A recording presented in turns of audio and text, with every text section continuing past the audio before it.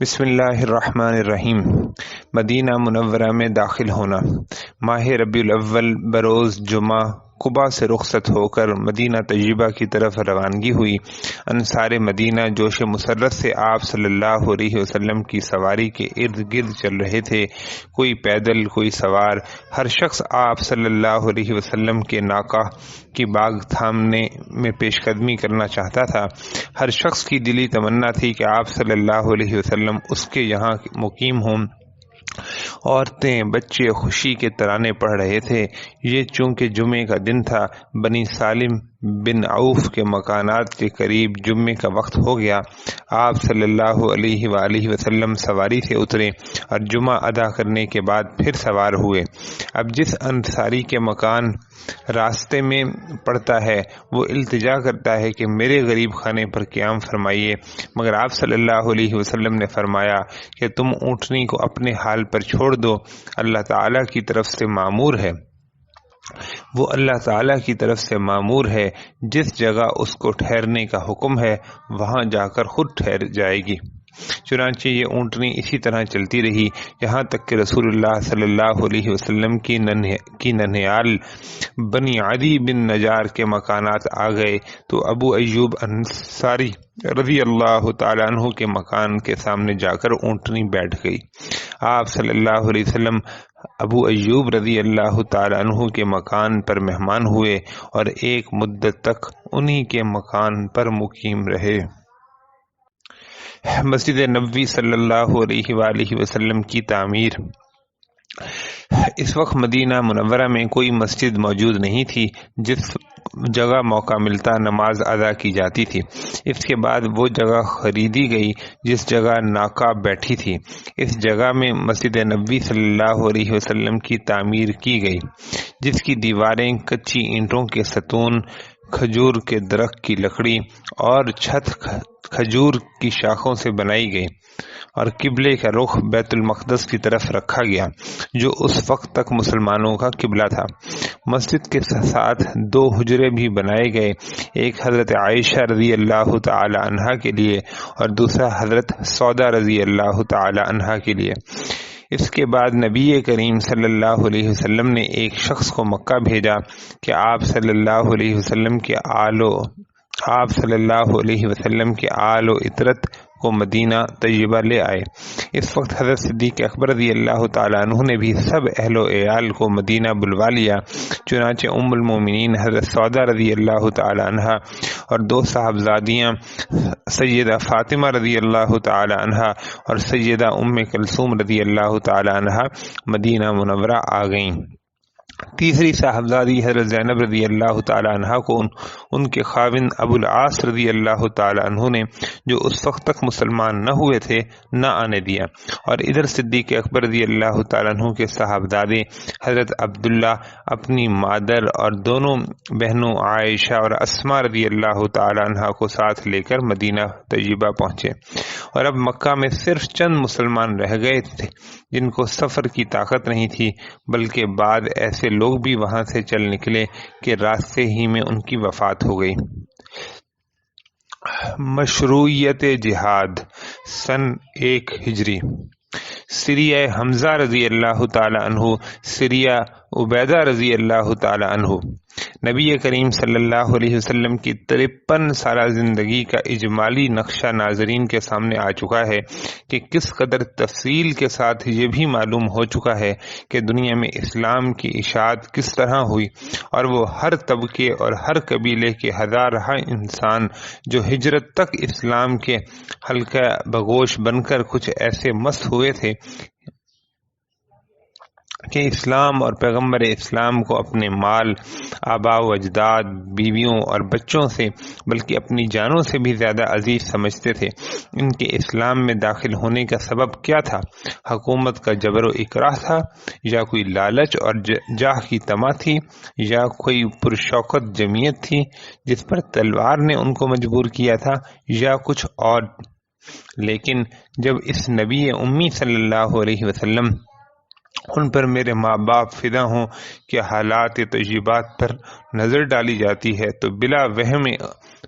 اختلاف ان سب کا جواب نفی میں ملتا ہے، اور ظاہر ہے کہ وہ یتیم جس کے والد کا سایہ دنیا میں آنے سے پہلے ہی اس کے سر سے اٹھ چکا ہو، اور جس کو بچپن کے چھٹے سال میں والدہ کی آغوش شفقت سے بھی جواب مل گیا ہو، جس کے گھر میں مہینوں آگ جلنے کی نوبت نہ آتی ہو، جس کے گھر والوں نے کبھی پیٹ بھر کے روٹی نہ کھائی ہو، جس کے رہے سہے عزیز و اقارب بھی ایک کلمہ حق کہنے کی وجہ سے نہ صرف یکسو بلکہ سخت دشمن ہو گئے ہوں، وہ کیا کسی پر حکومت کر سکتا، یا مال کے لالچ یا تلوار کے زور سے کسی کو اپنا ہم خیال بنا سکتا تھا؟ اس کے علاوہ تاریخ کے دفتر سامنے ہیں جن میں بلا اختلاف موجود ہے کہ آپ صلی اللہ علیہ وسلم کی عمر شریف کے یہ 53 سال اس طرح گزرے کہ انتہائی بے سر و سامانی و بے کسی کے بعد جبکہ اسلام کو ایک ظاہری قوت بھی حاصل ہوئی اور بڑے بڑے شجاع اور بہادر اور متمول صحابہ کرام رضی اللہ تعالی عنہم اجمعین داخل اسلام بھی ہو گئے، اس وقت بھی اسلام نے کسی کافر پر ہاتھ نہیں اٹھایا بلکہ ظالموں کے ظلم کا جواب تک نہیں دیا، حالانکہ کفار مکہ کی طرف سے نہ صرف آپ صلی اللہ علیہ وسلم کی ذات اقدس بلکہ آپ صلی اللہ علیہ وسلم کے تمام متعلقین آل و اتباع پر بھی وہ مظالم ڈھائے گئے کہ بیان اور تحریر میں نہیں آ سکتے۔ کفار قریش نے جو ہر قسم کی قوت اور شوکت رکھتے تھے، آپ صلی اللہ علیہ وسلم کی ایذا رسانی بلکہ قتل کرنے میں کوئی امکان دقیقہ نہیں اٹھا رکھا تھا، جیسا کہ 3 سال تک آپ صلی اللہ علیہ وسلم کا مع اپنے متعلقین کے محصور رہنا، آپ صلی اللہ علیہ وسلم کے ساتھ قریش کا مکمل مقاطعہ، آپ صلی اللہ علیہ وسلم کے قتل کی سازشیں، صحابہ کرام رضی اللہ تعالی عنہم کو ہر قسم کی ایذائیں پہنچانا وغیرہ وغیرہ آپ معلوم کر چکے ہیں۔ یہ سب کچھ تھا مگر قرآن اپنے پیرووں کو صبر اور استقلال کے سوا کسی حربے کے استعمال کی اجازت نہ دیتا تھا۔ وہاں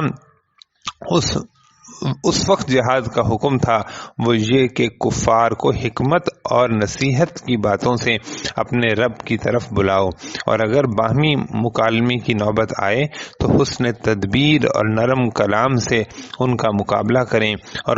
قرآن کے دلائل واضحہ سے ان کے ساتھ پورا جہاد کرو تاکہ وہ حق کو قبول کر لیں۔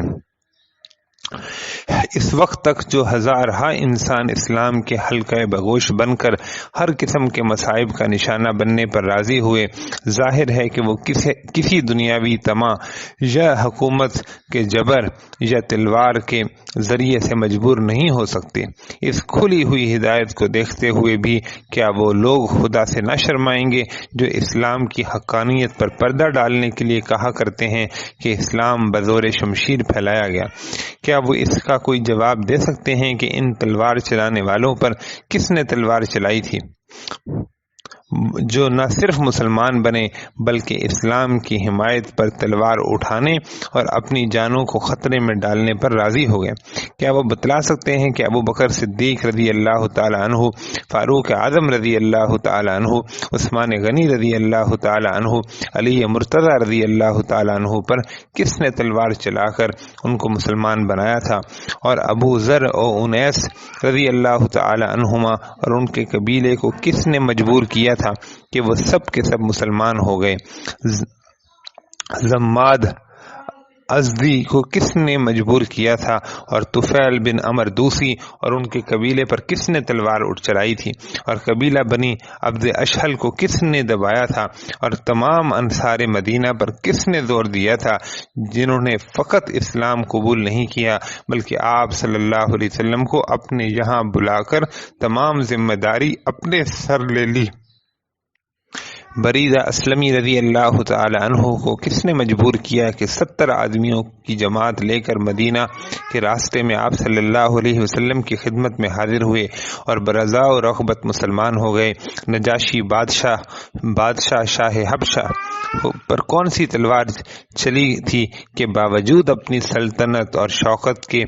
قبل از ہجرت مسلمان ہو گئے۔ ابو ہند اور تمیم اور نعیم وغیرہ وغیرہ پر کس نے زور دیا تھا کہ ملک شام سے سفر کر کے آپ صلی اللہ علیہ وسلم کی خدمت میں پہنچیں اور آپ صلی اللہ علیہ وسلم کی غلامی اختیار کریں؟ اور اسی قسم کے صدہا واقعات جن سے کتب تاریخ بھری ہوئی ہیں، یہ ناقابل انکار مشاہدات ہیں جن کو دیکھ کر ہر انسان یہ یقین رکھے بغیر نہیں رہ سکتا